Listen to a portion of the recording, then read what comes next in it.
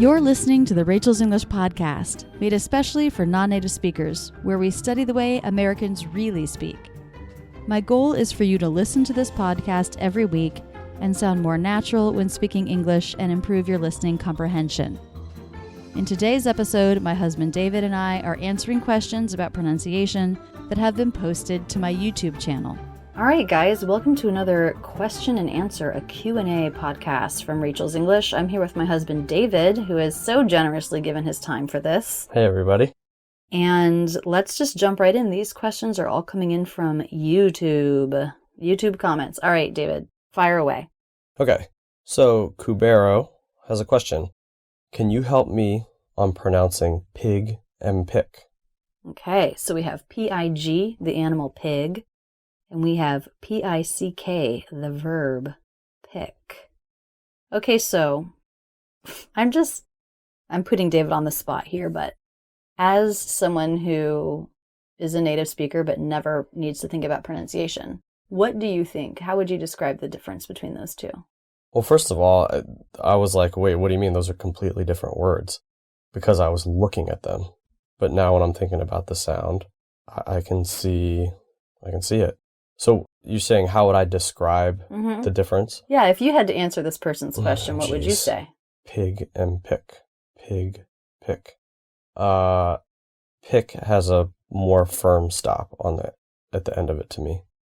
Pig, is like it softer at the end. Okay, interesting. David, did you know that the G sound and the K sound, which are the two ending sounds we have here, are made the exact same way with your mouth? Your tongue does the exact same thing. Is your mind blown? It is a little bit. I honestly don't believe you, but the only thing that's different, so these two consonants are paired together. The only thing that's different is that the G is voiced, meaning your vocal cords are engaged in the mouth position, and the K sound is unvoiced, meaning your vocal cords are not engaged during the mouth position. But the mouth position is the same. And that position is the back of your tongue reaches up, touches the soft palate, and pulls away. G, k, g. David, make those two sounds and notice it is the same. G, k, g, k. Are you paying attention to your tongue? You look confused. I'm getting it. Hold on a second. G, k, g, k. Yeah, I can make that sound with exactly the same mouth position. It's exactly the same, only for the G, your vocal cords are engaged. Okay, so some people have a hard time with ending voiced versus unvoiced consonants. Maybe because in your native language you tend to unvoice ending consonants. Maybe all your ending consonants are unvoiced. I'm not sure. So that's one difference. Pig ends in the voiced consonant and pick ends in the unvoiced consonant. And as David described them, you described the K sound as being more forceful at the end. Mm-hmm. Yeah, so the K sound, the unvoiced sound, is stronger. And the unvoiced sound G is weaker. So that's really cool that you identified that as the difference without knowing all of the technical parts of it.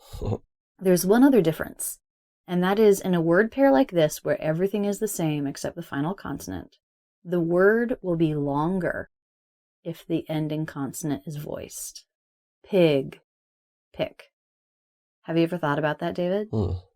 Pick has 4 letters, but is shorter than pig with 3 letters. Right, because of the sounds. It's so hard as a learner of languages to not mostly use your eyes. That's such a major shift. Yeah, right. You're so used to seeing it on the page, and that's how most people start learning. They start with books and reading, and less so with just hearing. So, the difference, pig, a little longer, unvoiced ending, which is weaker. Pick, a little shorter, voiced, unvoiced ending, which is stronger. Did I say that right? Pig, voiced ending, weaker.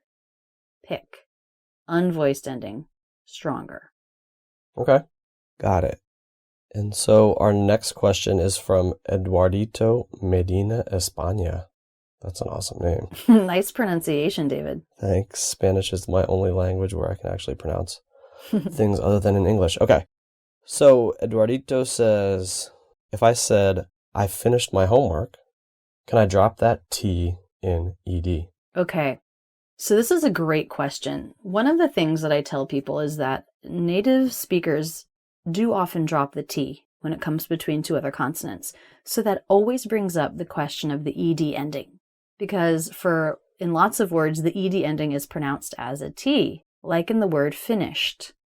Finished. There, the ED ending is pronounced t as a T.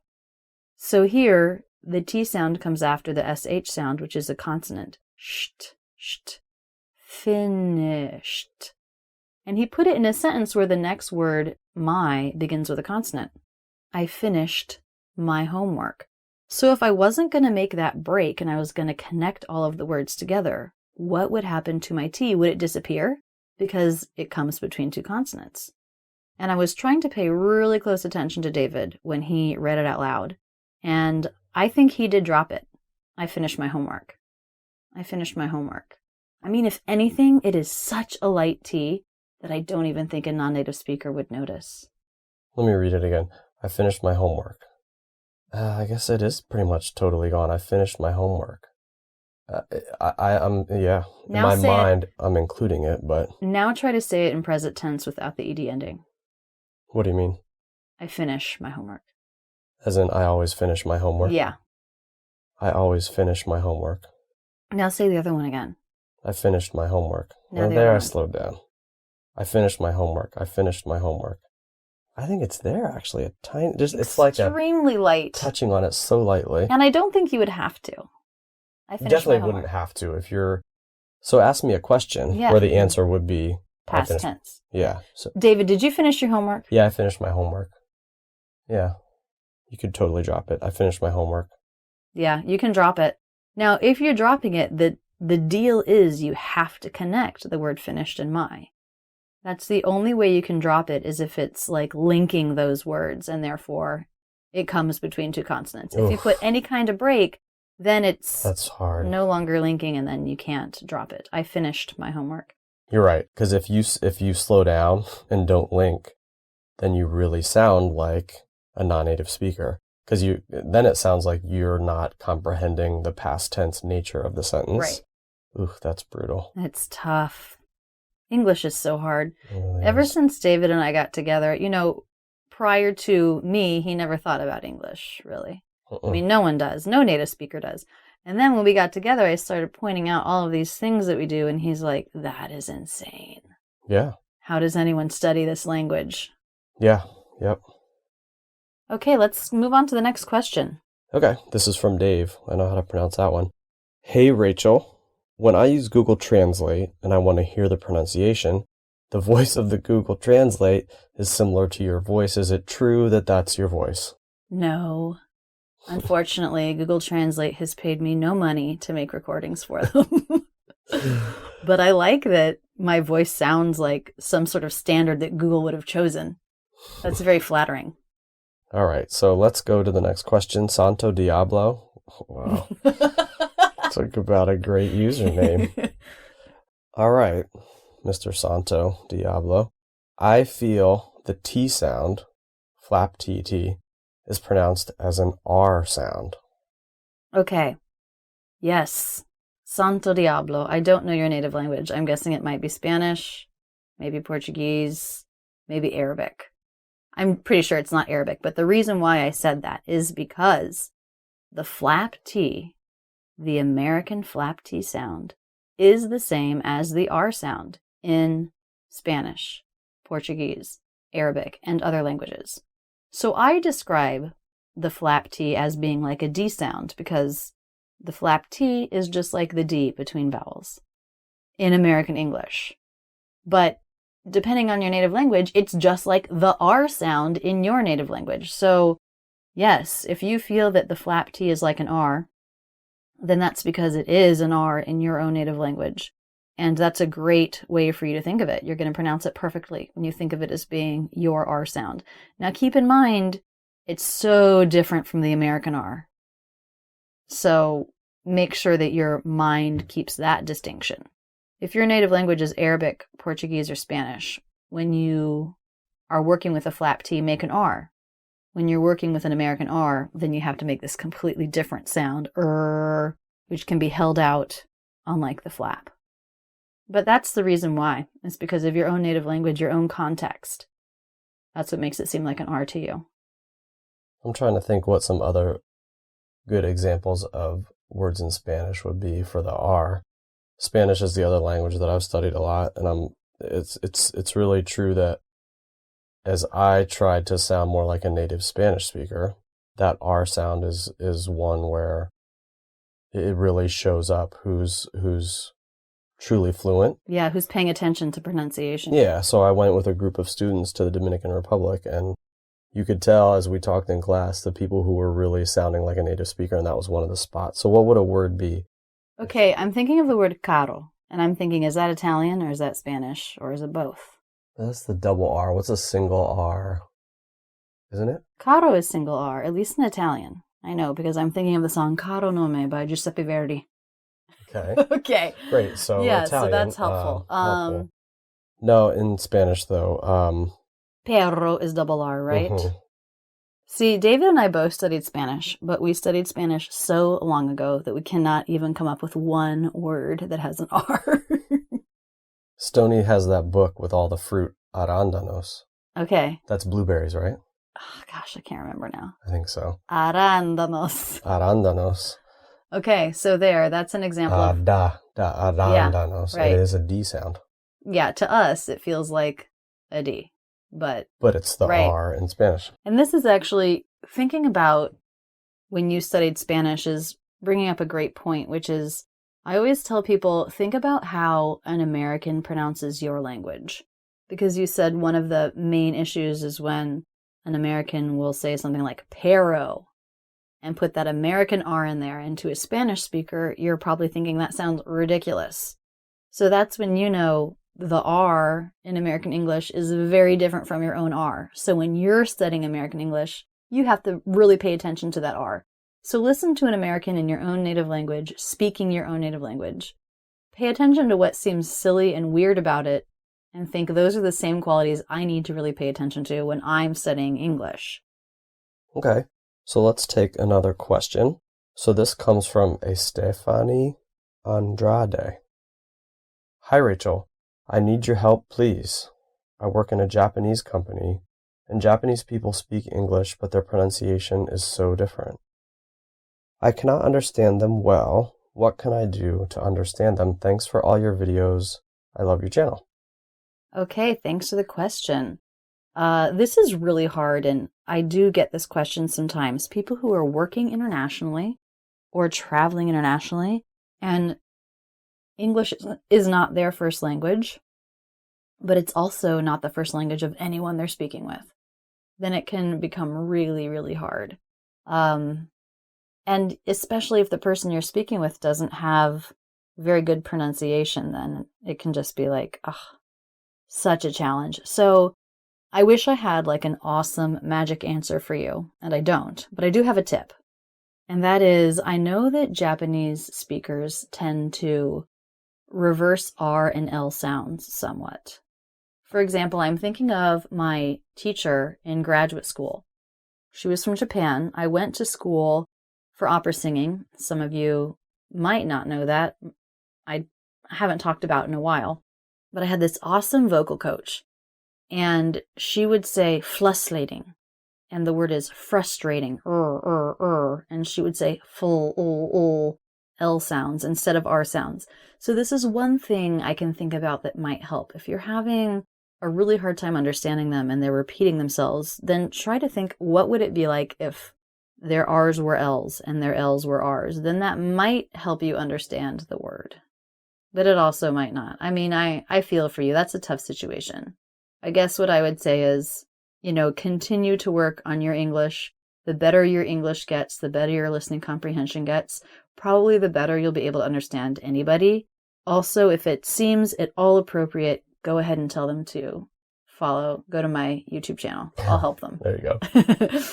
So the next question is from Lee, and Lee says, Hi, Rachel. Thanks for your lessons. They're really helpful. As I just found your videos, I'm trying to figure out which video I should start with. Thank you again. Okay, Lee Daisy. I'm going to just say right now, I do not have a great answer for you. But for everyone, I have a semi-helpful answer. So maybe the people listening here all know my YouTube channel. If you don't, I can't remember how many are live now, maybe around 600 videos. That's a lot. That's a lot to deal with. So I did make a playlist that I think is called Start Here. I'll go check, and if it's not, I'll change it so that it says Start Here. But so I do have the one playlist that I put together, but I'm going to be totally honest here. The amount of time I have in any given week to work on specific projects is just never as much as I want it to be. So I have not done an amazing job of organizing those free videos, but I will say I did once 2 years ago, and I organized them into a text. So I wrote a book. Within that book, I organized hundreds of my videos and put them together in a start to finish kind of order. So I know not everybody can afford a book, but if you can, that is where I spent about 6 months organizing the videos, writing out a method. And you can get that at rachelsenglish.com/book. So check that out. If you can't, then on my YouTube channel, check out the playlists. You know, the playlists in general are where I have organized things. So that's a good place to go. If you find one exercise you like, there might be a whole playlist of them. And then there's also a playlist of where to start to get acquainted with my channel. Yeah, when I heard the question, the thing that I thought about right away was the book as well. And I think as I've gotten to know more about the quote book, that's barely the right word, because there's so much of your video organization. There's audio, there's all this stuff that lays out your method. And I think because you waited a while to write the book, you know, you have all these years of free content and the expertise that goes with it. I think that's what makes the digital product, I don't know what other word to use for a book, but that's what makes it so great, is there's years worth of your content and expertise that gets really tied up into a systematic or a straight through kind of approach that's different than just finding your way on YouTube. Yeah, that's definitely true. And I'm not quite sure why I waited so long to write the book. I guess I was intimidated by putting something down and saying, this is final, this is the way it is, because I'm always still learning. And, you know, the vast majority of what I wrote in that book is what I learned from working with students. I'm really all about figuring stuff out by doing. I'm so much a doer. I am not a researcher. I research only as needed to support doing. But yeah, no, that's true, David. That book is so much based on my experience, and yeah, I love it. I loved writing it. Pick up a copy. rachelsenglish.com/book, right? Yep. Okay. So let's go to the next question. This is from Dare Memo. Thanks for the video. Actually, it's hard to have good elocution, even in your native language. Many people speak quite badly in my country, for example. I wonder about something. Am I supposed to make a D between vowels sound when the D is between an unstressed and a stressed vowel? For example, in the instance like, quote, ridiculous, today, a day, the day. I feel like it should be pronounced as a normal D. Okay, this person got me. Uh-oh. This person figured something out that I had not thought of yet. Oh, cool. Yeah, this is awesome. So the way I talk about the D between vowels is that it's a flap sound, just like the flap T, just like the R, which we were talking about earlier in other languages. The flap sound. And yeah, so I say that it is for a D between vowels or a T between vowels. And I've always said a true T, though, is what we would start a stressed syllable with. But I never said that about the D. But this person's right. If it's a stressed syllable, then it's not a flap anymore. It should be a real D sound. So the word ridiculous, D, D, that is definitely a real D sound. The word today, day, day, again, definitely a real D sound. If I tried to say it with a flap, today, today, today, doesn't sound quite right. It's a real true D, today. And this is true also when you're linking two words like a day, a day. a day, d. Also a real, true D. So thank you to, how did you pronounce that username? I said Dare Memo, but maybe it's Dear Memo. Unsure how to pronounce this However username. It's pronounced, you're But awesome. You're awesome. You found something that I had not noticed, that I hadn't pointed out yet. And here it is, for the first time appearing in the Rachel's English materials, thanks to you. So yes, D and T, they're flaps between vowels unless they start a stressed syllable. In that case, they're a true T or a true D. Great. All right. And we have one more question. Okay. So this is from Omar Ibrahim. And Omar says, teacher, sometimes I hear native speakers say, oh God, Rach, Okay. I don't even know how to ask this question. Okay. This gets into crazy town with this stuff that I don't understand. Yeah. So David What's and it called again? Phonetic alphabet, right? It's the phonetic alphabet. Yeah. David and I are both looking at the question here. And I should have warned you ahead of time that this question contains phonetics. This is where all your students are about 10 years past where I am. Right. Yeah. Most native speakers wouldn't know how to read this at all. Okay, so I'll go ahead and read the question then. So Okay, first of all... Well, actually, here, I'll read it just for entertainment. Oh, wow, okay. Here, I'll read this. Okay. This is what it looks like to me. Teacher, sometimes I hear native speakers say, wave duh, instead of waveder dudgy, or waved neem instead of wads neem. So I wonder how you can make a video for me. I'd be glad. Okay. Yours, Omar. How's okay, that? Omar, I'm just going to go ahead and take over answering this question because I don't think David's quite up to the task. First of all, Omar, awesome that you wrote in IPA. Omar wrote the question in phonetics, and that means I know exactly what he means because sometimes when people write it out in letters, I'm not always sure that my mind is making the same sounds as their mind was. Okay, so here's what he asked. Teacher, sometimes I hear native speakers say, what you doing? Instead of, what are you doing? Or, what's your name? Instead of, what is your name? Okay, so he's wondering what's going on here. All right, so the phrase, what are you doing? David, have you ever heard someone say, what you doing? Yeah, all the time. A lot. Okay, so in these cases, the phrase, what are you doing, gets reduced. And one of the reductions that happens is the word are gets dropped.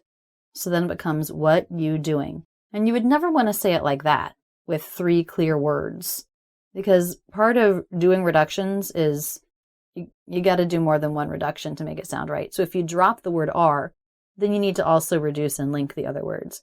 So if the word are is dropped, what are you doing becomes what you doing. And you may know from having heard me say this before, when a word ends in T and the next word is you or your, we hear a CH sound often. Whatcha, whatcha. What you doing? What you doing? So in this case, what are you doing becomes what you doing becomes whatcha doing. What you doing? Hey, David, what you doing? Making a podcast. Oh, that's fun. Ask me what I'm doing. What are you doing? So he pronounced it differently. He said, what are you doing? And this is actually what Omar's question was. Sometimes I hear native speakers say, what you doing?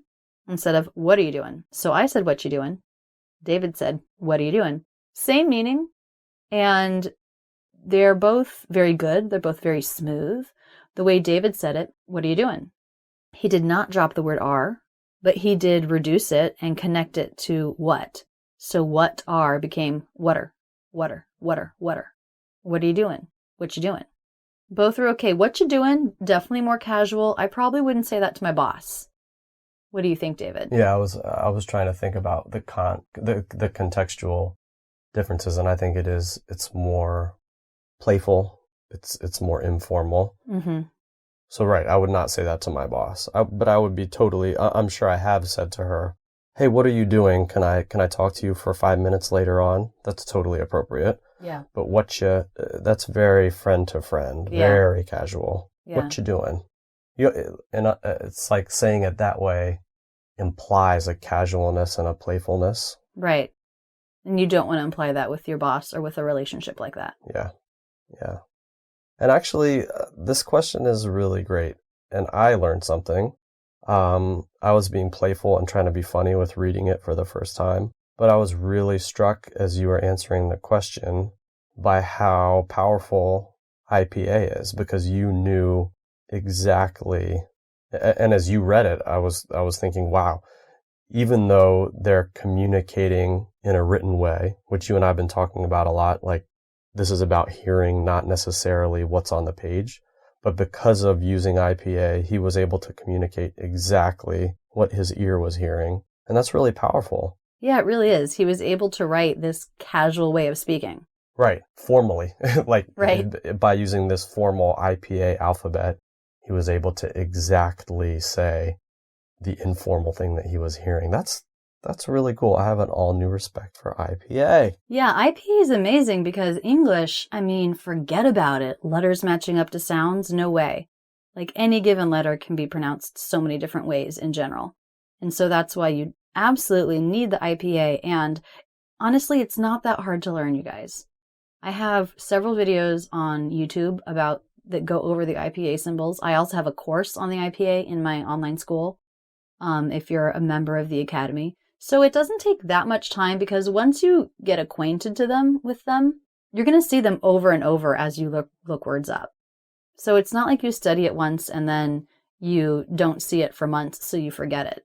If you study it and you get to know what sounds are made with what symbols, then, as you study English, as you look up words, as you work in my academy or anywhere else that uses these symbols, you'll get really, really used to them. Okay, he had one other part of his question here. The question was, sometimes he hears, "What is your name?" And sometimes he hears, "What's your name?" Actually, he wrote, "What's your name? What's your name?" And I would say, I do think, "What's your name?" I'm putting an R there after the schwa, which Omar did not do in the phonetics. What's your name? What's your name? What is your name? What is your name? So it's the same thing here. We're dropping the word is. What is your name? We drop the word is, what your name, and it becomes what's your name. David, you're looking a little bit skeptical. Do you feel like you don't ever hear people say what's your name? Yeah, I don't know that I do. What's your name? Hey, what's your name? What's your name? I feel like when I shorten it, it goes to that TS sound. What's your name? Yeah. You reduce the word what's to just TS. Yeah, what's your name? Okay, so that actually brings up an interesting point. Sometimes there's more than one way to reduce something. Yeah, right. What's your name? What's your name? Mm-hmm. What's your name? I definitely think I've heard, "What's your name?" Yeah, no, you're right. And of course, "What is your name?" is also, it's very smooth. I'm making a flap T there to connect what and is. That's also a very native, very smooth way to say it. Yeah. Well, I'm learning a lot from Omar. That's cool. Yeah, great question. And actually, that was our last question, so that wraps up this podcast. Thanks to everyone who submitted a question on my YouTube channel. I do try to answer and respond to as many of them as I can. I'm going to go ahead and say, if you want to submit a question for the podcast, to send an email to help@rachelsenglish.com and put podcast question in the subject. Now, I can't say that every single one of them will get answered. It depends on how many questions come in. But if you do this, why don't you help us out? And I'm going to challenge you to write your name in IPA so that we can figure out how to say it. Cool idea. Yeah, that'd be great. Oh boy, that means I'm going to have to learn how to read IPA. Yeah. All right, I guess I have to learn. David's got something to do in his spare time now. Learn IPA. David, thanks so much for taking time out of your day to come help me make this podcast. It was really fun. Okay, guys, that's it for this episode. Talk to you soon. Bye, guys. Thanks for listening. To see the show notes and links to related topics, please visit rachelsenglish.com/podcast and look for this episode. New podcasts are released every Wednesday. Be sure to go to the iTunes store and subscribe. Also, please consider leaving a review in the iTunes store. I'd love to hear what you think of the podcast.